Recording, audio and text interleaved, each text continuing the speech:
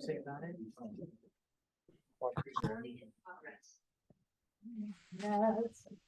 Welcome, attendees. Let's give a hand.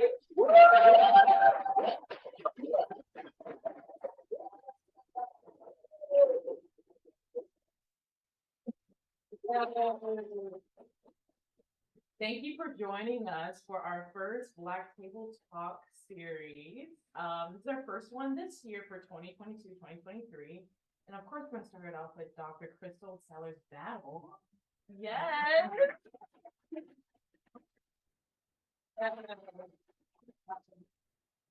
going to go around and introduce ourselves. So my name is Taylor Sconyers. I am a junior vocal performance major. I'm also an RA. And I'm the president of the Black Students Union at Eastman. And I also work in the George Walker Center with Battle. Hi, I'm Winter McCray. I also work in the George Walker Center. I'm a double bassist. I'm also a junior. So yeah, a lot of the same stuff going on there. But yeah.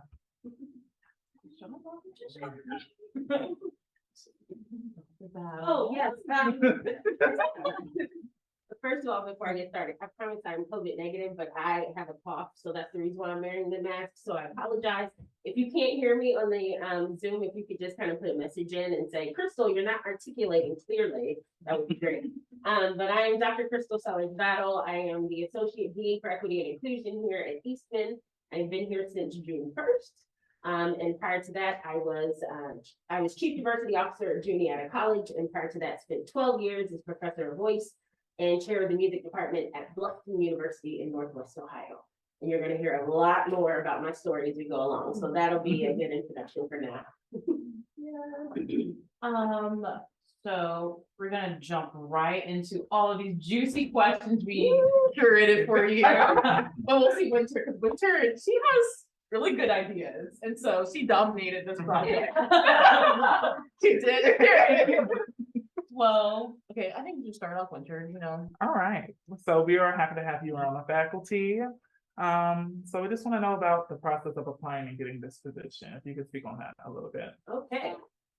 So the process for applying and getting this position is a little bit interesting. So I will go back a little over a year ago.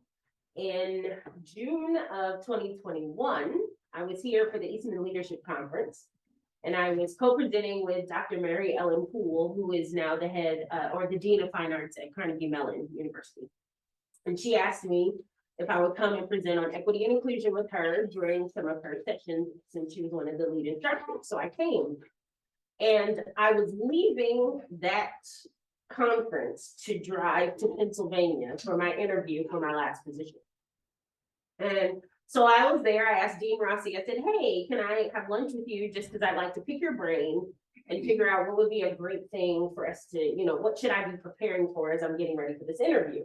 And he said, well, great. I want to pick your brain too. Now, mind you, I've never met him before. I'm just walking into this space and he's like, hey, I want to pick your brain. And so here we are. I'm sitting and I'm having lunch with him. And during the course of the conversation, he says, I want you to do well in your interview, but not too well, because we have this position opening here at Eastman. And I'm like, this dude doesn't even know me. Like, but it was such, and it was even before I presented. It was the day before I presented. So it was such a strange scenario.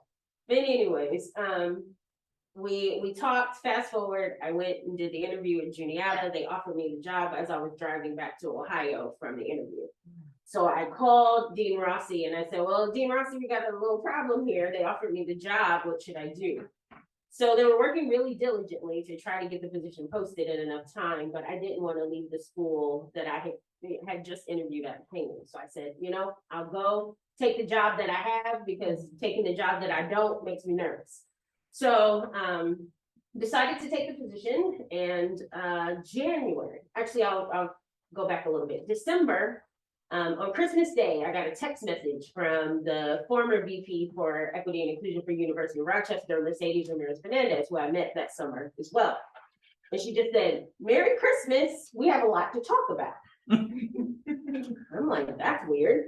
And so that's what she said to me. And so then we had a conversation and she said, you know, that position that Jamal was talking about? And I said, yes. She said, we really want you for it. I said, no. I just moved my family. I'm not moving again in less than a year. So she had some more people who were part of the Institutional Office of Equity and Inclusion, or IOEI. If you hear me say that, that's what I'm referring to. She had them kind of have a meeting with me. It was like a meeting of the minds, like, you need to come here. And I'm like, no, I just moved. And so finally she convinced me to talk to Dean Rossi. Talked to Dean Rossi. He said, Crystal, we really need you. I also told him no. So it was like a whole series of no's. And if you know me, I'm not a person that tells people no often. So it was shocking that I had said no that many times in a consecutive order. But finally, something just kind of clicked and I said, well, what do I have to lose? I already have a job, so I will just go ahead and consider it. So I never officially applied. I actually applied the same day I signed the job offer. I went online and was like, oh, I might need to fill a couple things out here. So I did the interview on a Sunday night and a Monday. Who does interviews on a Sunday and a Monday? I do, obviously. It was most of the day on a Sunday and most of the day on a Monday. Now, mind you, I'm still working at Juniata. So in between my meetings at Eastman, I'm doing Juniata meetings too. And so I don't know, the rest of the week kind of went with the blur. That happened on Sunday and Monday. By Thursday evening, I got a call from Dean Rossi asking me to come to Eastman. Wow. I did not immediately say yes. I said I had to think about it because I thought I had started some really good momentum in Juniata. I connected with students. They really wanted someone that felt like loved, supported them, wanted to be there for them. And leaving them was very difficult for me. I cried a lot when I made this decision. You can ask my husband. He was like, what is wrong with you? Are you emotional? I'm like, yeah. But it was really a moment where I was really struggling with the connection I made with the students and then leaving them and coming here. But I decided after about 2 weeks to accept the position, and here I am. That was a very long story, but it's a true one. So that's how I got there. Yes, that took me on different parts of the roller coaster. It was a big journey. Yes. It was not a straightforward, I applied, you know, I was accepted, we went. I mean, it was in, you know, for a lot of people, they're like, Eastman, it's your dream job. You can't tell them no. And while it was a wonderful pairing of the two things I loved, I really was committed to the students that I was trying to help with Juniata. Yes, exactly. And it was really hard for me to leave that. That's completely understandable. And now we have you here. We're so happy. But that's completely understandable, like you moving to Rochester and like, what was that like? Bringing like your family, you know, and plus you have a 4-year-old daughter, correct? Yes. Carrie. Yes. You love Carrie. We love Shout out to Carrie. Well, it wasn't quite simple either because I had just moved my family, and my family, as you said, consists of my 4-year-old daughter, but it also consists of my husband who's disabled. And so trying to move my family twice in less than 365 days felt like a tremendously difficult thing to do. And I wanted to make sure I was doing it for the right reasons and making sure that I was doing it for something that was going to benefit my family. Right. And so at the end of the day, it was the decision to have my daughter in a more urban environment. She has lived her entire life in a space where she's been the only Black kid, which I'm sure some of you can relate. She has lived in that journey, and I wanted her to live in a place that was more culturally diverse. And so bringing her here was a lot of the motivation for me deciding to make that change. Right. My husband was like, I'll follow you anywhere. I was like, okay. So, and he literally has. I mean, yeah, I don't think he signed up when we got married to live in the middle of the mountains, but he did. And so I think the piece of it was just trying to be in a place that was going to be great for our entire family. And I felt like this was the place that not only would be good for me in my career, but it would be good for my daughter, her upbringing, and my husband and his experience. Anything. You want to add anything, Richard? I think we can get into the next little segment we got going on. Yes.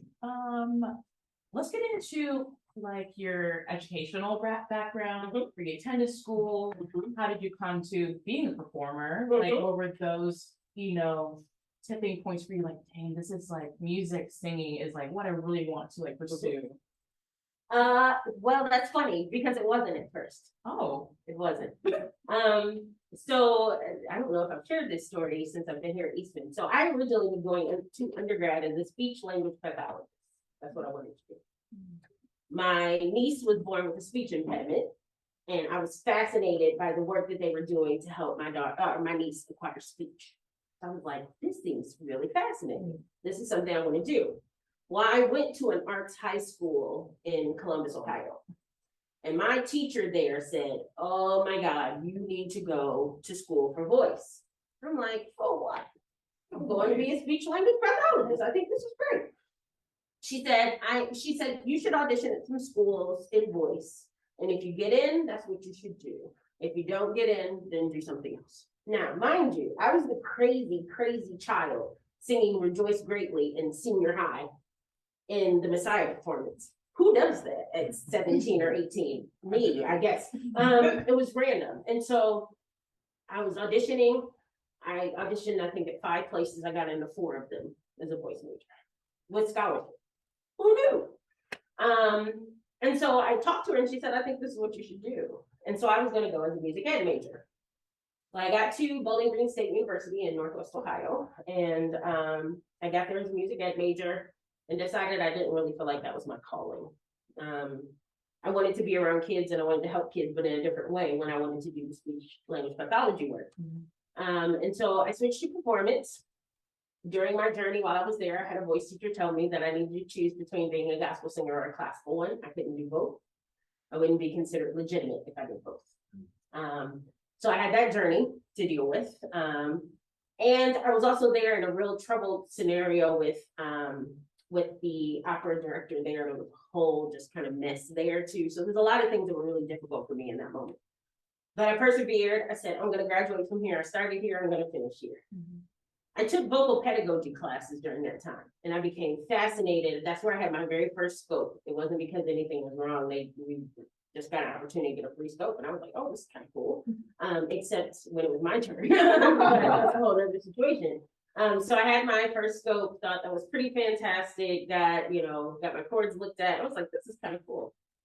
Went and did my master's at Roosevelt University in Chicago, had a wonderful time there, sang a lot. That was at the place where I was starting to merge this classical thing with gospel. And so I got a lot of church gigs and a lot of things. So I sang a lot when I was there.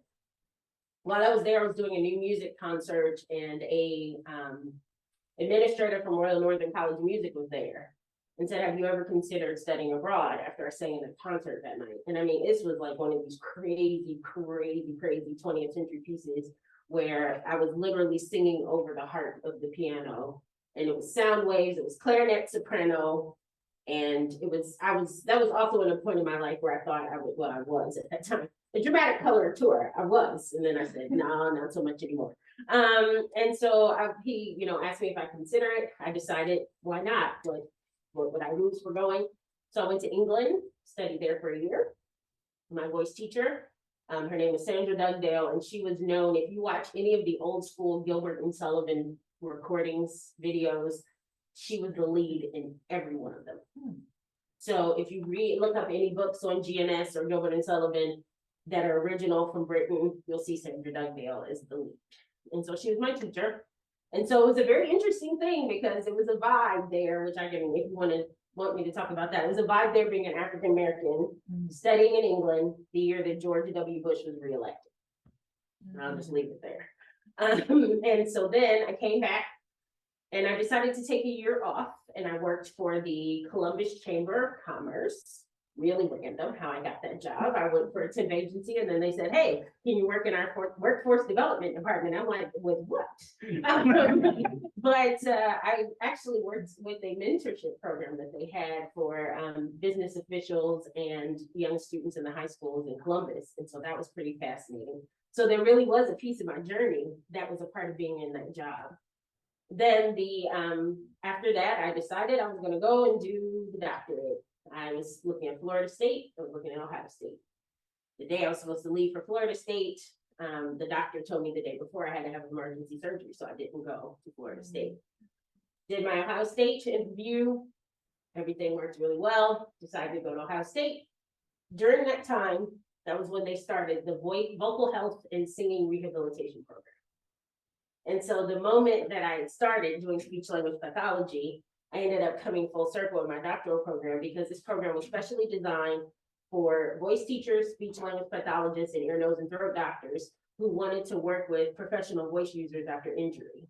And so a part of my job during that time was working with people post-injury. So I was working with a guy who was really famous for doing voiceovers for local commercials, and another prominent gospel singer. And when they were released from the doctor's office, they were sending them to me to work with them. And so I did get to come full circle with my speech language pathology work too. Wow, that's amazing. You mentioned that like there was a lot of like mentors in your life too. And of course you are a mentor, and we just want to know like what were like the lessons that you have learned from them and that you carry on to this day? Wow. My goodness. The one thing I will say is that I never stopped having mentors. Even at this point in my life, when I feel like I've gotten there, maybe in some people's eyes, I never stopped finding the ability to connect with someone and realize they can help me with my further journey. Right. But I will tell you the biggest thing that the mentors have helped me do is take risks. I'm not a risky person. If it's really straightforward, if it's right in front of me, then I'm like, that's what I'm going for. Like, oh, this is easy. Let's go with that. But I've had mentors who have helped me really say, okay, you're capable of doing more than what you're giving yourself credit for. So if it hadn't been for the mentors in my life, I probably wouldn't have taken half the risks that I've taken in my life. But that was one of the biggest things I learned from mentors. Because at the end of the day, you know, I was a Black classical singer at the end of the 90s. That was a lull in the Black classical singing world. Like we had the Leontines and the Jessies and the Kathleen's, and then there was a lull, and now we're kind of doing the upswing again with the Janae Bridges and the Angel Blues and that sort of thing. But at the time I was there, that was not really the colorblind era. That was the international era. We were bringing in a lot of singers from Korea and Russia and Ukraine. That was the big international jazz, right? And so it was really difficult to find my way. But if it hadn't been for those mentors who really said, take the risk, do the run, try it out, you are more capable than you ever thought. I would know it if someone had told me 3 years ago when I was at Bluffton University, a small Mennonite institution in Northwest Ohio, that 3 years later, I would be the Associate Dean for Equity and Inclusion at Eastman, I would have told them they were crazy. And realistically, even more so, I would have never, if someone had told me 1 year ago when JMO mentioned this position to me, that I would be here, I would probably still say they were crazy. So taking the risk. Taking the risk. Amazing. I just, I do have to owe it to my mentors too, that they have really encouraged me to like follow my dreams and like just apply for the school. And like, because I went to an art school for elementary and middle school, but of course, like I didn't know anything about Jesse Norman, Kathy Battle. It was always like Renee Fleming. Yep, that's all you heard. Renee Fleming. And I'm like, oh, let me just like her. I didn't know anything. And then my teachers were all like white. I didn't have anyone to like really say like, you can like sing, you can like perform. And then it was just like those mentors throughout my life who were like, you know, African American that really pushed me and said like, Kayla, you can sing. And, like, I know Winter can probably, you know, chime in too. Like mentors are so like Very much important. very like integral to like a childhood development. So Yeah, for me, it was mostly the experience of trying to find the right mentor because, you know, you like to imagine everybody has those best intentions for you, but you also got to be particular about who you really want to have a say so in your life and the things that you're going to do, who you're going to really look up to and guide you through these experiences. And then and to piggyback off of that is making sure that the mentor doesn't have an authoritarian place in your life. right. That's not necessarily mentoring. That's just someone that's trying to get you through a pathway that they think is shaped for you. But sometimes you'll find these folks who are just really here to help you navigate it in your way. Because a mentor might say, because an authoritarian might push you for something that you may be ready for 3 years from now, but not right now. But as someone who really wants to be a mentor to you is going to say, I know you're capable of getting there. You may not get there right at this exact moment, but I know you're going to get there. So I'm going to start giving you the baby steps you need. Right, building blocks, fundamentals, yeah. Absolutely. And then what's really intriguing, what you said, when you were in England, you said that the environment. I don't know where, you know, I want to piggyback back to that. Yes, so there were several things that happened during that 10-month period that literally changed my life for a lot of reasons.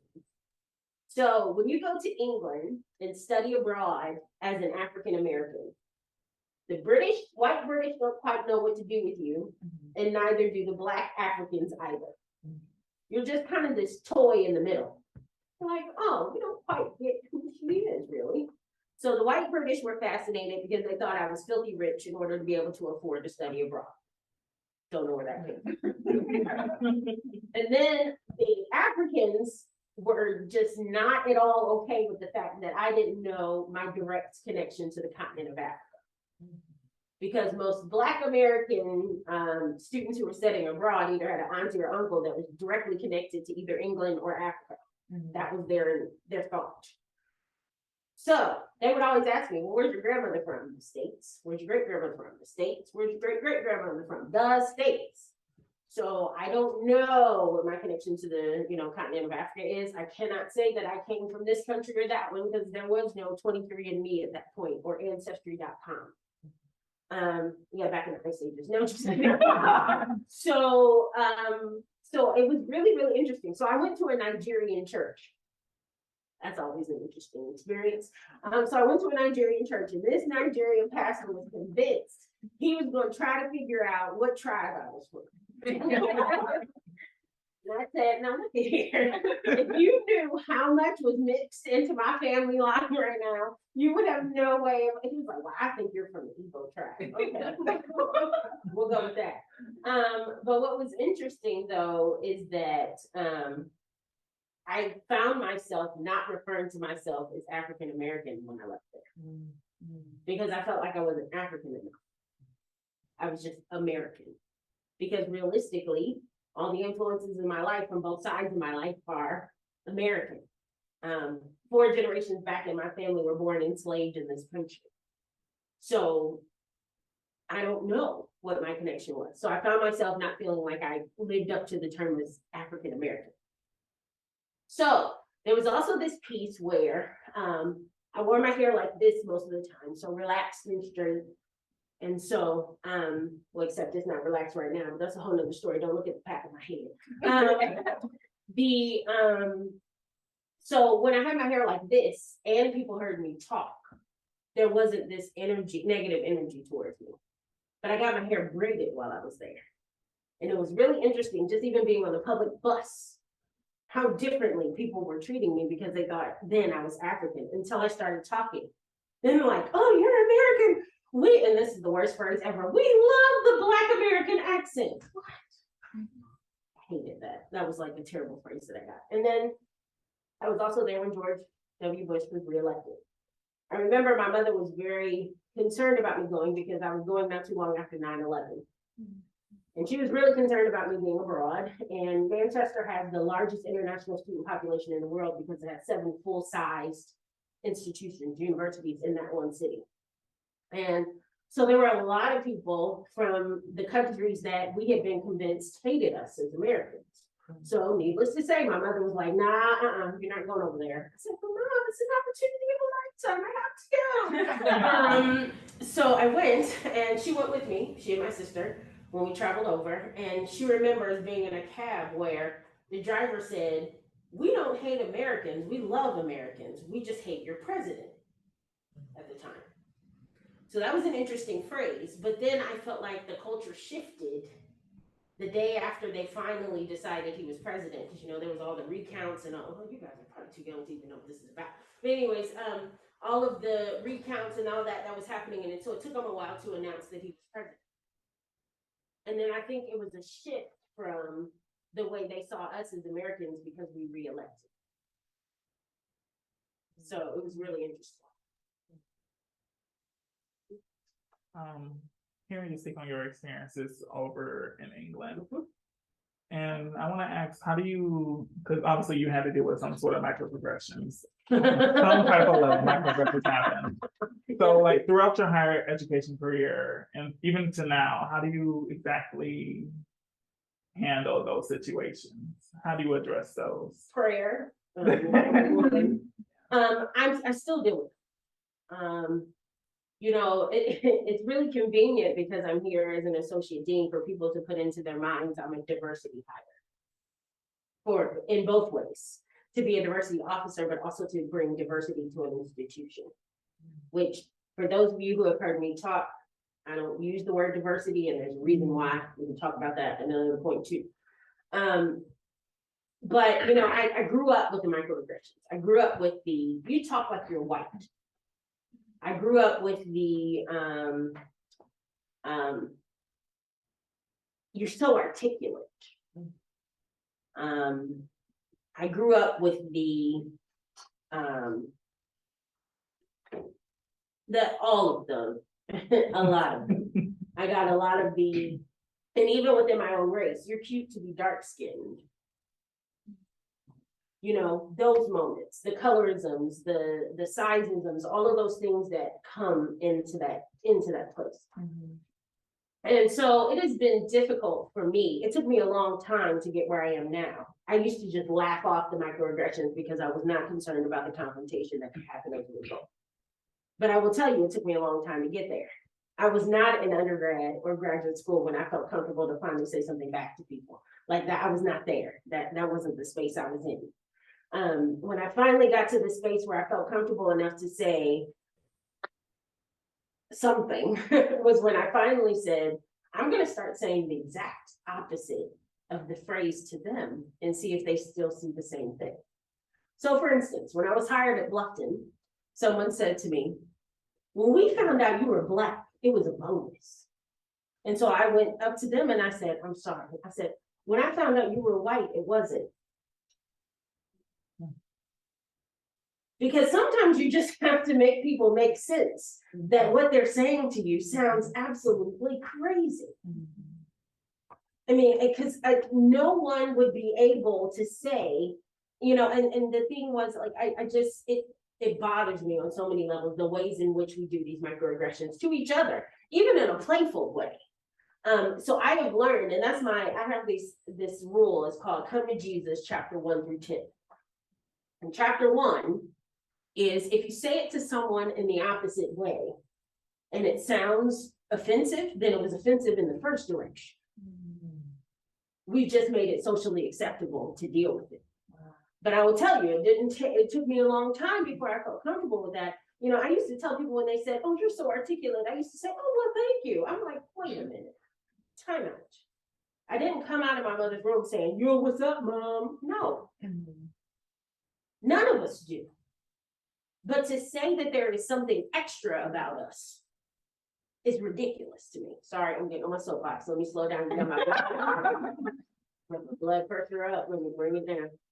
But that's the concept. That's the energy. That's the place where we have to start thinking. If someone is saying this to you and it makes you uncomfortable, and you think about it in the reverse, and it would make that person uncomfortable, then it's time to start calling people out on it. But when you're comfortable, don't do it until you're comfortable. I wasn't comfortable to do it right away. And probably still in some places, I'm not comfortable. In some scenarios and with some people.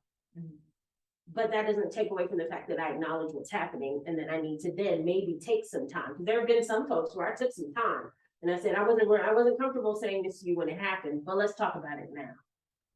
And I think this was a problem, and this is why. I'll give you an even more egregious one that happened to me. One of my former employers, we were getting a Christmas tree. They needed to buy a new Christmas tree. And they had one with white lights. And then they said, well, now that you're here, we think we should get one that has colorful lights on it. I said, well, I particularly like Christmas trees with white lights. What do you mean? Well, we just thought, you make us more colorful. I said, what do you mean by that? Well, I didn't mean anything of it. It was just a joke. What did you mean by that? Now, eventually, if you start asking people what they mean by that, then things start to change. But I mean, you know, it's those moments where people say things like that and you're like, are you, what? Really? I'm off my soapbox. Going back to what you were saying about diversity, how you wouldn't include that as like a topic or like to identify your work. Mhm. So how would you define your work in that sense? So I just find my work as equity and inclusion work. There's a couple of reasons why I don't use the word diversity. Number one, our very existence is diverse. We all look like we are in similar hues, but we all grew up differently. We were all raised differently. We were all in different locations. We all aspired to be different things. Even though we are in music and we have similarities, there are diversities among us. That's not something you have to work towards. So I don't use the word diversity because, first of all, people assume that diversity is only around terms of race. There are so many other levels to our diversity and the intersectionalities of all the identities we bring to the table. I am more than just Black. And that's something that I need people to know about me. I am more than just Black. I have a PhD. I'm a mother. I'm a wife. I'm a Christian. I'm the youngest of 3 children. I'm a preacher's kid. There are so many other pieces of me. I am diverse in myself because of all the different things I bring to the table. So I'm not going to ask people to talk about diversity in that way. What I am going to get people to talk about is equity and inclusion.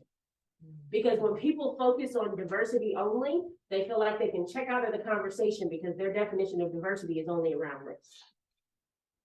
And they're like, oh, well, that doesn't have anything to do with me. So they check out. They're like, oh, well, diversity, that's only about, you know, the Black and brown folks. So I'm white, I'm good. I wash my hands of it. No. But where it comes to creating equitable and inclusive practices and spaces for people, includes everybody. And that's where people have to come to the table and be a part of the conversation. So my 2 short definitions that I give for these, I had a professor in my doctoral program who said, you should try to find ways to give a definition in the size of a bumper sticker so people will remember. So my definition of equity is about appropriate access for reasonable outcomes. So giving students what they need in order to matriculate safely and securely through Eastman. Now, matriculating through is one thing. Safely and securely is another. So everyone might have a full ride in this room, but students who have a full ride with 2 parents who were doctors is different than 2 students who are different than a student who may come from a low-income household. And where those differences align is when it's time to buy the concert dress or the concert tuxedo or to pay for the trip that the group is going on. And then the access to those resources may be different. So that may mean we need to give some additional support to the student that came from a low-income household, but that doesn't take anything away from either one of them successfully making it through Eastman. That's my belief. So reasonable resources to get an achievable outcome. And then what I believe about inclusion is that inclusion means all until you add the word but. Or inclusion means all until you start adding classifiers. We believe in the inclusion of everyone, despite of race, ethnicity, gender, religion. If you wanted to go through everything we all had, the list would be so long. So we believe in inclusion for all, period. You guys love saying that, period. Period, right? Because then when you say, well, regardless of race or ethnicity or blah, blah, blah, you're gonna forget somebody's identity. You might even forget a whole person, let alone portions of their identity. So that's my belief about those 2 things. So inclusion means all. And so that means no compartments. We are all in this unit together and we're all going to get there somehow. You may not enter through the door of race. You may not enter through the door of, but you're going to enter through the door of gender, or you're going to enter through the door of religion, or you're going to enter through the door of age, or you're going to enter through the door of whatever personality or piece of your identity is a part of it. But I can guarantee you, once we get inside, we're going to all have a conversation about what inclusion means for all of us. Period. Mic drop. And also, you are a very persistent person, benevolent dictator, yes. But not benevolent.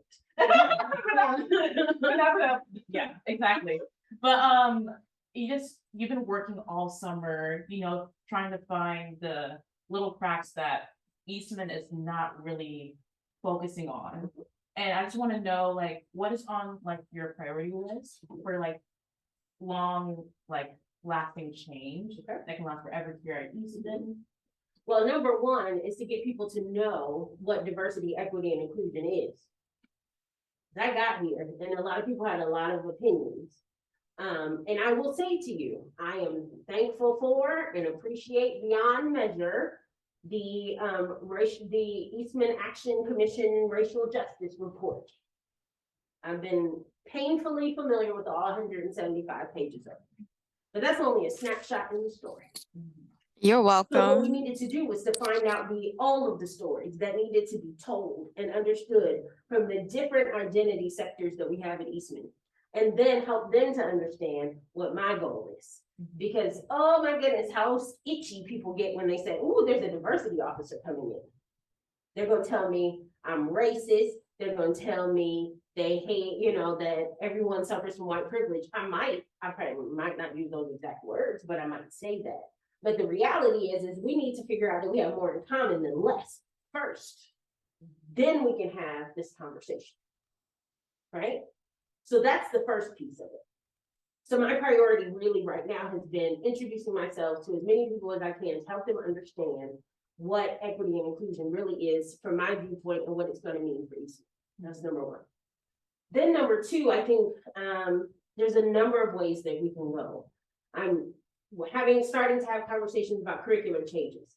I'm starting to have conversations about student life and experiential changes. But here's the thing. I'm not going to make a ton of changes right away. First of all, you cannot I like to think of this inclusion box we're in as a cruise ship because it's my favorite form of travel, but that's a whole nother story. But I like to think of it, if you try to do an about face on a mega cruise liner too quickly, somebody's going to get hurt. So you have to turn it slowly, and you have to turn it in small increments. And you have to make sure that there's a little bit here and a little bit there until eventually we get to a 180. But I can't do significant, substantial change without getting people on board, but then also understanding that we can't hurt people along the way by trying to make people do a complete change. Because there are some people that are going to need a heart change before they can do anything else. So I want to be able to engage them in enough conversation to help them understand the heart change that needs to happen in order for them to then understand the curriculum change that needs to come from it. Wow. Period. Period. Speechless.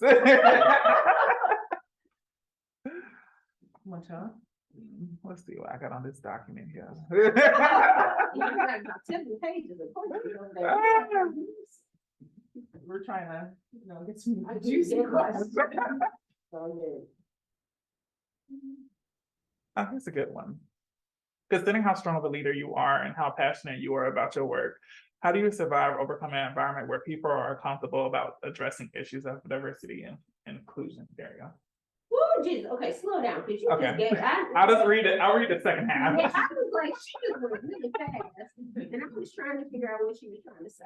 Okay, slow down. No, just kidding. Rewind. I think I got it. I just need the second part. How do you survive / overcome an environment where people are uncomfortable addressing issues of diversity and inclusion?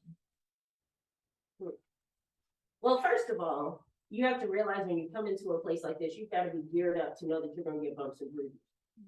Because you're charting a pathway into a place that there is no road. So every day is taking a machete to the forest of shenanigans and trying to clear a pathway for people to follow behind you. However, you got to keep your eyes on the back of your head too, because you need to make sure people aren't trying to build it back up behind you. So it's about having the tenacity, the wherewithal, and the insanity in some ways, and willingness to do things over and over and over and over again, and realize that you may not get results right away. Survival is the key to doing this work. The reason why it's so difficult for people to do it for long periods of time is because they spend all this time clearing the path in front of them, only to find that people are building it back up behind them. And so the real institutional change isn't happening. The other piece of it is it's not just clearing the pathway, it's tilling the soil. The very soil of this country is fertilized with the blood of racism. The killing of indigenous people, the killing of Africans that were brought to this country as slaves or to become slaves. And all of that is in the very soil of this country. And the only way that we can really think about doing that work is to till this very hard clay-like soil and make something different come out of it. So you got to be pushing in front of you, you got to be looking behind you, and you got to be stomping in underneath you. So how does that work? I can tell you I'm not an expert at it. I have a 4-year-old daughter who reminds me every day that I need to come back to human. I have a husband who reminds me I need to come back to human. I have a body right now that said, Crystal, you was doing too much, so now you're gonna get sick, so you can slow down, you know? So I'm not an expert at that. I just know that having passion enough for the students and the people around you to want to gear up every day, to take the machete to the weeds and to the trees and try to clear a pathway is what makes me get up every day. Wow. And like, as you bring up like Carrie, and you're just so patient with her. You're just so patient with her. And then she has this personality that is so contagious. And she is very confident in her own self at 4 years old. Like at 4 years old, I didn't know who I'm 4 years old. Like I don't know. I don't know who I am. But Carrie knows. And I just want to know like how you are like teaching her these ways to like go into society and like, yes, I'm Carrie and I am who I am and I need to be brave. Like, well, because the world is created to tell Carrie who she is, but I'm not gonna let her. The world was created to tell me and each one of us, people of color, who we are supposed to be. And it was my mom so to know me is to know my mother. And to know my father. The jovial and very spirited portion of my personality is my father, who passed away when I was 18, 2 weeks before I started undergrad. So that is to know my dad. To know my mom is to know that self-confidence is key. No matter what I was told, what I experienced, my mom was very key on making sure that we knew who we were when we walked out of the school, or when we walked out of the house on our way to school in the morning. We may have struggled financially. My mom would never let us know that. We may have been told that we were subpar by teachers, or she may have been told that. She never let us believe or buy into that. And so to know that piece of confidence comes from my mom, and then my mom very much embedded that into me and helping me raise my daughter. Because also my daughter being born in an environment where she was the only little Black kid, I was not gonna let them assume things about my daughter just because of what she looked like. I wasn't gonna let it happen. And so it is a lot of having to have a conversation with Carrie, like, Carrie, look here, come here. Your hair is different than theirs. Don't let them touch it. You know, or, you know, there was one situation where I had to be honest with the teachers. So I was picking my daughter up from the daycare at my previous institution. And 2 days in a row, I sat and watched it happen. I was there at the same time that another girl, the little girl, was being picked up. When Carrie was leaving, they would ask, Carrie, have you put your toys up? She would say yes. They would say, let's go see. When the little girl would put her toy, it was leaving, she said yes. They would say, okay. And then they let her out and go see her mom. I saw this happen twice. The third time I saw it happen, I called the teacher and I said, hold on. And I stopped the mother of the other child too. And I said, here's the deal. I said, it's difficult for me to watch you take the word for this little girl, which, by the way, on the very first day I saw that the girl had not put the toys away. I said, it's difficult for me to see you take the word of this child, but then with Carrie, you have to walk her over to get anything. I said, in case you haven't noticed, I'm an administrator at this institution. My daughter doesn't work for anything. So for her to feel the need to have to take something from you is not reality. So I don't know what you meant by this. Oh, I'm so sorry. And then the guilt tears started. I'm like, oh my God. then there was the email, and there was the, oh, we're so sorry. I said, no, I just need to bring this to your attention. I'm not mad at you. I just need you to know that this is what I'm seeing here. And this doesn't need to happen. So then I went home and I told my daughter, now look, as soon as you see me, put your toys up. Okay, mommy. And then she started running around somewhere else.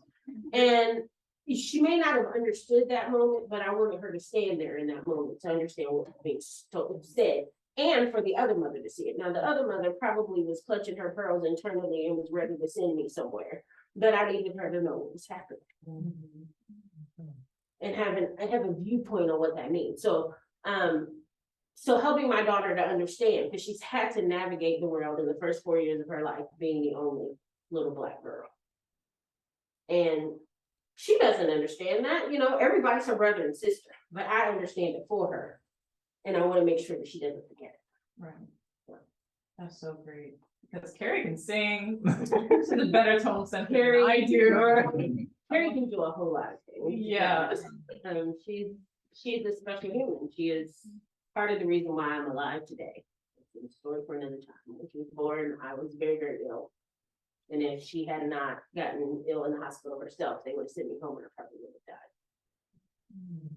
I had the issue that most Black maternal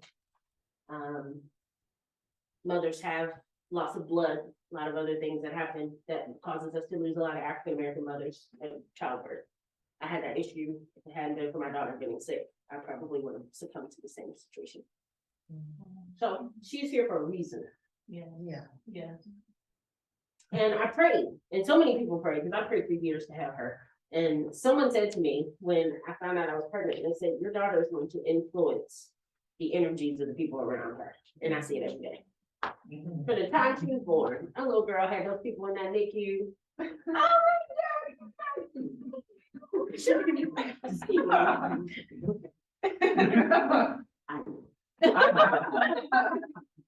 Wow.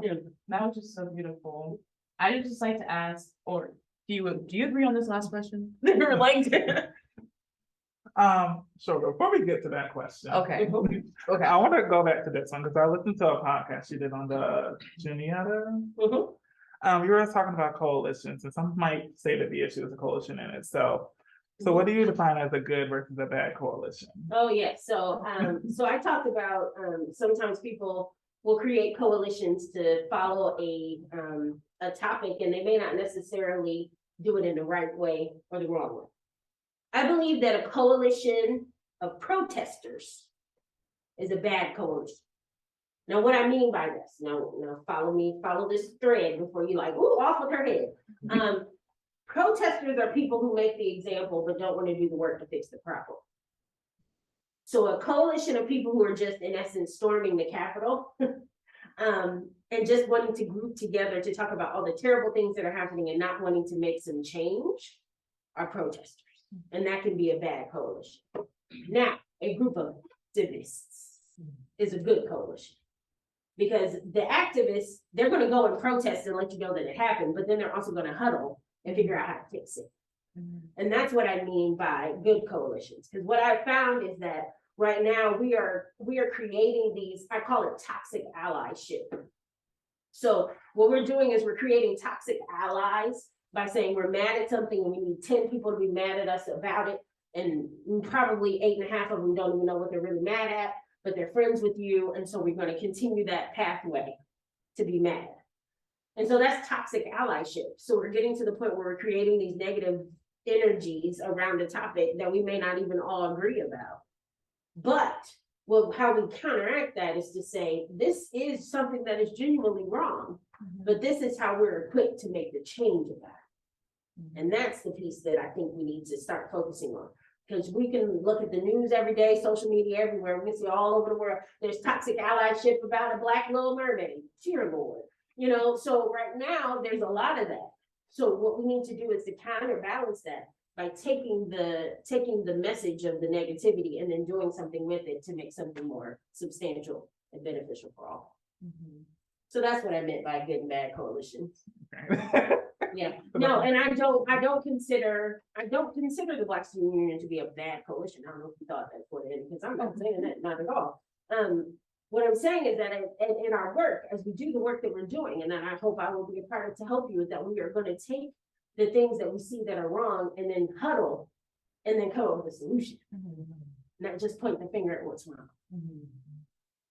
And I think for when the Black Lives Matter movement really sparked and really took off, like my dad asked me just like, Kayla, you can protest all day, but like, what are you doing behind the scenes that really impacts like a community, impacts country, impacts the whole world? And that's harder. Yeah, And so people get tired very quickly. yes. And so it's easier to go and make the stand, but not do the work because that's harder and more time consuming and exhausting and so many other pieces of it. So, thank you for sharing that. Now we can get to. That was a bomb question. I'm good. You wanna say it? Or you wanna say it? You got it. You say you got it? No, okay. We can be at like a minor second. Okay. No. Don't do that. Okay, so what do you hope for the next generation? Very broad, like look off, like Stare in the stare in the distance. distance. Don't look at the light too long though. What do I hope for the next generation? That they take the reins of the passion that this generation has about really accepting all and running with it. Even though the world is going to tell them they need to put themselves in separate classes. That's the long and short of it. Because I think once we realize we have more in common and treat each other that way, then we'll find that we won't necessarily want to be so aggressively against people. Right. And so I wish that we can take the seeds that have been sown from this generation and kind of move into the next one and make sure that people feel loved and accepted and wanted, because I want that for my daughter. I'm scared to death of what the generations may look like for her, but I think she's a person that really wants to bring people into her circle. And so I'm not going to extinguish that flame for her. So that's what I would like. Thank you so much.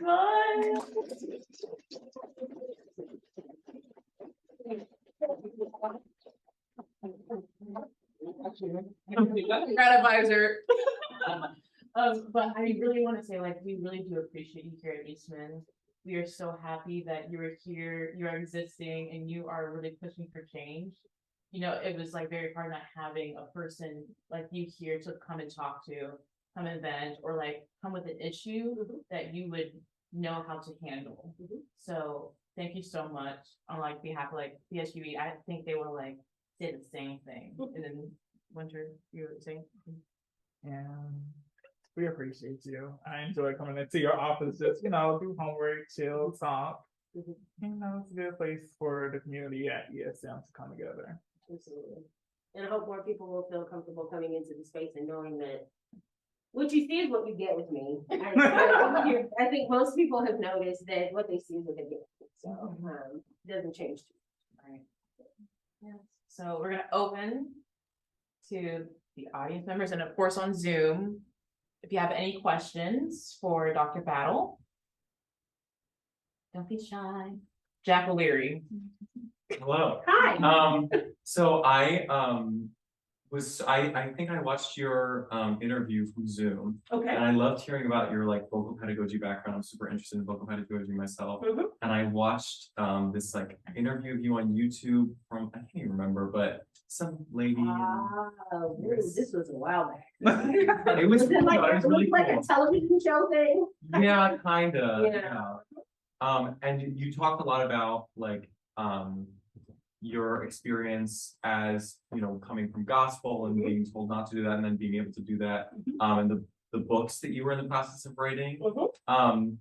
I would just love to know, especially hearing all this amazing performance stuff that you did, you know, post studying in England, what was your like turning point to say like, because a PhD in voice really means like, I'm going to be a teacher. And so along with that, I'm wondering like, throughout your time at the Illinois school as a voice teacher, like what did you get out of voice teaching, and where did you see yourself like wanting to go into DEI? So it's funny, I thought that my career was going to go with the writing books about gospel pedagogy, because my dissertation is on developing a healthy method of gospel singing. And so I thought that's where my journey was going to go. And so I have loved teaching. Teaching is always going to be my jam. I miss it a little, not as much as I do, but I do a little. The reason why I switched careers though is because I have been burnt out on the administration piece.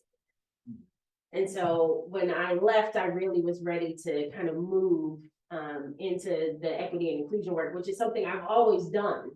I tell people I did equity and inclusion work from undergrad all the way through. So it's not, and there was no degree for it. You lived it, you worked it, you read books, you read articles, you really wanted to make a difference for people. But to get back to the pedagogy piece, there is a piece of me that misses that a little bit. But I will tell you the thing that I loved about the institution where I was is that I got to teach all styles. It wasn't just classical. And I think that is what really gave me the energy. I don't know if I could be just a strictly traditional classical teacher, because that was a piece of me that would be a small percentage of what I do. And I wouldn't want that to be a small percentage of what voice students do. So for me, I think I said this at the voice and opera opening session, is that the pieces of who you are and the different styles of music you've been exposed to or experienced can help you become a better classical singer, because you can tie into those pieces. My voice teacher always said, you're so comfortable on stage, you love to engage with the text, and you love to really, bring the audience into what you're doing. And I said, well, where do you think I got that from? Growing up every Sunday singing in church, that's where I got that from. I didn't learn that in the studio. So that's where that piece came from. And so it's really important for me to really kind of bring those elements when I was teaching, helping students to convey. The first thing I asked them when they came in for their very first lesson, who do you listen to? If I were to hit play on your phone right now, who would I hear first? Very rarely will someone say they're hearing Renee Fleming or Angel Blue. Most of them will tell me I'm listening to Pink, or I'm listening to, there was a ton of Carrie Underwood where I was. Lord Jesus, Carrie Underwood. But that was something that was important to me, because then it was helping me to know what's your true earworm. And then how can we take that true earworm and make it a part of your classical approach? So that was huge for me. That was a big part of it. You asked me another question and I lost it in there, but I hope I got some of what you were asking in your answer. Yeah, well, that was all wonderful. I was wondering, like, what was that shift for you from to go into the PhD, to decide to teach? Well, going to the PhD has always been a goal. I had always wanted to do the PhD. What I realized when I switched from music ed and undergrad is that I wanted to teach college age. That's where I really decided that I wanted to go into it. There was also selfish reasons as to why I got my doctorate, and some of you heard this story the other day. So my sister, because I'm a first generation college student, but my sister went to college before me. So she got the undergrad degree before me. She got the master's degree before me. And at all those graduations, they would say, if you're the first in your family to get this degree, please stand. And here I am sitting down. My sister beat me to it. So, well, darn it, I'm getting a PhD before my sister does. Because then when they ask me at that graduation, I'm going to get up and I'm going to be so excited. Then we got to that blasted graduation and they didn't ask the question. I didn't stand up just because. So that was the first part of it. Secondly, I wanted to get my doctorate before 30. I don't know why. I just felt like I wanted to get it finished because I had a lot of friends who were like, oh, I want to go back and do my doctorate. And they were married with children and they were like, it's too difficult to balance it. I said, well, I'm not going to get married right now. Let's just go on and get this done. And I wanted to have it done before I turned 30. But I knew instantly that the connection between what I love to do on stage and helping people unlock how they could do it was something that was a passion of mine, probably in my vocal pedagogy class for my undergrad experience, actually. But that is where I always knew my passion lived. The stage life is grueling. I'm a family-oriented person, and being away from family was something that I didn't love.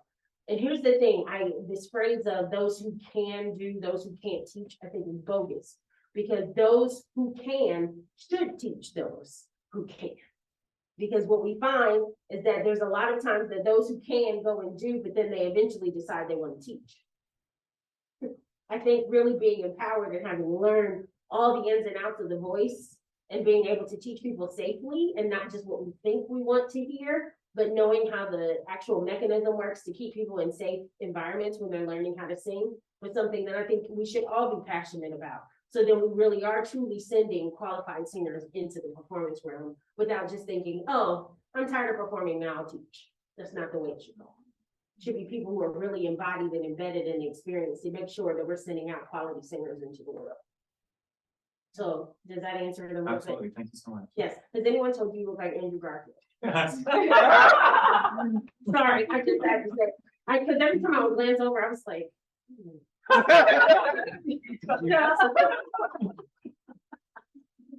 So yeah, I hope that answers it. It was performing. A little, A little. a little, A little. but very small. Oh. I get more jazz out of seeing my singers do amazing. Like I would love to sit and coach one of my singers into doing something and then they go and it just, woo, that sends me over. Mm. Do I enjoy singing? Yes, but for me now, singing is more of a spiritual practice more so than an income practice for me. So I love singing in church, but getting up to just do the whole rigmarole just to be singing to make somebody give you the slow clap is not really my thing anymore. I will still go by the dresses and the gowns and the heels and act like I'm going to do something with them. But I think for me, it's singing has become so much an internal piece of my faith outbreak that the idea of performing just for the sake of privileged people to pay money to hear me sing is not really my jam anymore. It used to be. Don't get me wrong. Singing in Austria, that was my jam. That was what I wanted to do, but I decided it wasn't really as much. And I think because I had to go away from performing as much to become a teacher and really become involved, that's when singing became more internal for me. It's changed. It's different now. Very different. Very, very different. My desire to want to get up and do all the work. Now, I do still coach and I do still practice occasionally, except when my daughter was like, no, and so, and will I eventually do a recital while I'm here? I'm sure I will do. And I'll make myself look up to it, but right now I'm just kind of like, we'll get back to it. When people are like, you want to hear me sing? I'm like, it's on YouTube. It's amazing. Any more questions? Oh, Yes. Okay, so last week was my first time in like the third quarter of like Sixer. Mhm. And also being in winter, like she says she brings it into the space and she's able to talk to you, do all homework. And Mhm. I'm just wondering how should we interact with the space I want you to feel like it is a space to just be. There are so many spaces in Eastman that are all about being a musician and a machination of yourself. I don't want that.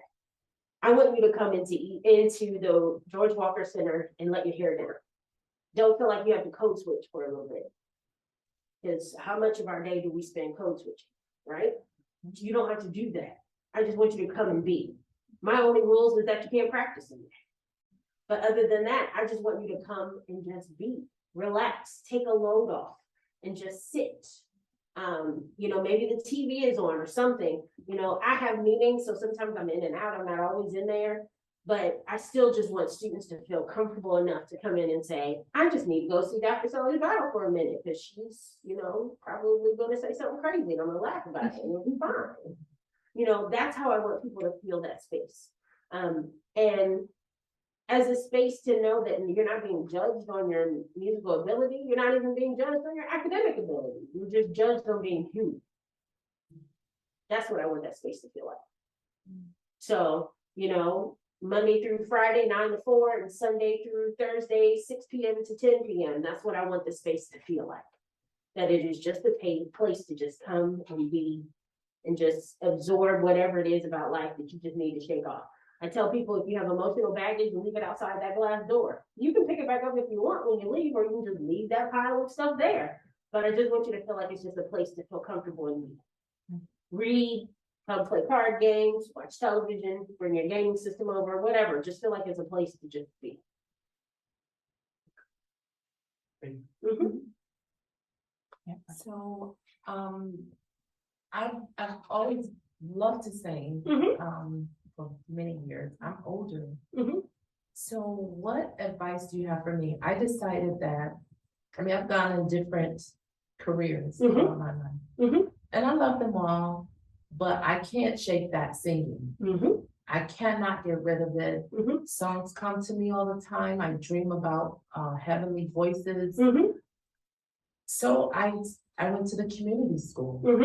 What more can you share with me you know, just as someone who's kind of been around the world, but I'm coming back to my first love.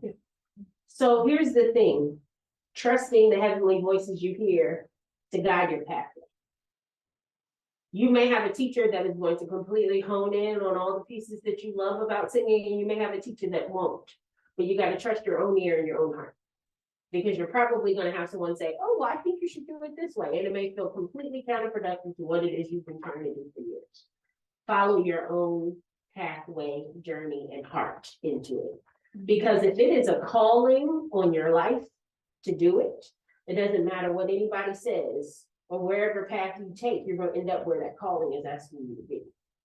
So trusting the internalities of all you are and all the things that you bring to music and feeling like this is the place that you want to go, trusting that no matter what anybody else is saying to you.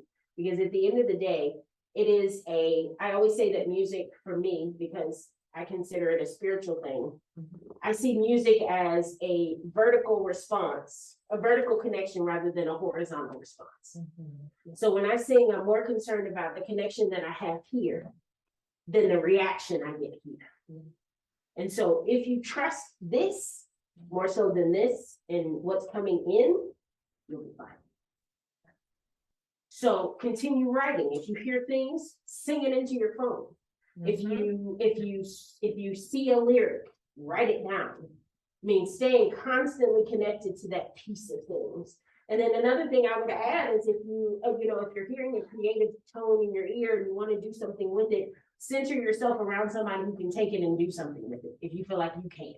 Okay. So finding that person that can help you realize what you're hearing and hear will help you put what it is that you want to do out there. Okay. Is that helping you? Very much so. Okay. Thank you. Consider it my vertical connection telling me to tell you that. Okay. Any more questions? Where can we find your books? They aren't written yet. My dissertation, I will have a copy of it in my office when I finally get my books out of storage. But it's also on ProQuest, I think. It's called I Sing Because I'm Free, Developing a Vocal Pedagogy for the Modern Gospel Singer. And I interviewed Martha Munizzi. Who else did I interview? Interviewed several gospel artists, but the whole point of it was really studying the evolution of gospel singing from as early as like Rosetta Tharpe, who really was kind of the godmother of gospel singing, all the way down to at that point we were at Mary at that point. So, but really identifying and articulating and looking at the different ways that we approach gospel singing and how we got there. So. Any more questions?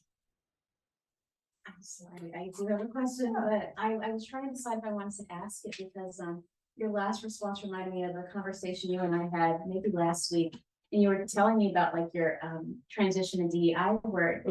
But I think I was asking you about just how you retain the energy to do it, because it is work. But you told me you asked yourself a question about whether the work was your passion or your purpose. And it's been in my mind ever since you said that. So I want to know if you could just speak more about even us as we're matriculating through Eastman, asking ourselves if what we're doing now is our passion or our purpose, because it's been a guiding question for me since you said it. So is it your passion is something that you enjoy doing in the moment. It gives you energy. But just like passion on TV, it's going to run out eventually.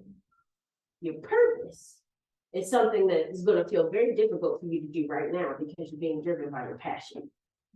They're going to feel like they're completely antithetical to each other. Never the twain shall meet, right? But here's what happens. It doesn't matter where you go following the passion, the calling is still there. So whether you want to hear it or not, whether you want to live in it or not, whether you want to follow it or not, it's going to be there no matter what you do. And it's not necessarily all about, this metaphysical spiritual thing. It's just what your body is built to do. I think we all have something that we're commissioned and asked to do with ourselves and our lives. And so did I ever imagine that doing DEI work was going to be the calling of my life. I didn't see it until I was able to look back and see how every experience in my life has gotten me to this point. I didn't realize it, that there was a piece of DEI in my undergrad experience and a piece of DEI working at the Chamber of Commerce, a piece of DEI in my doctoral program. Didn't make sense. I thought I was going to be a voice scientist, vocal pedagogy. People were going to be calling me from all over the world. I was going to be working with every gospel artist on the planet to keep them from ruining their voices. That's what I thought my calling was. And it may get back there, but I don't think that's it.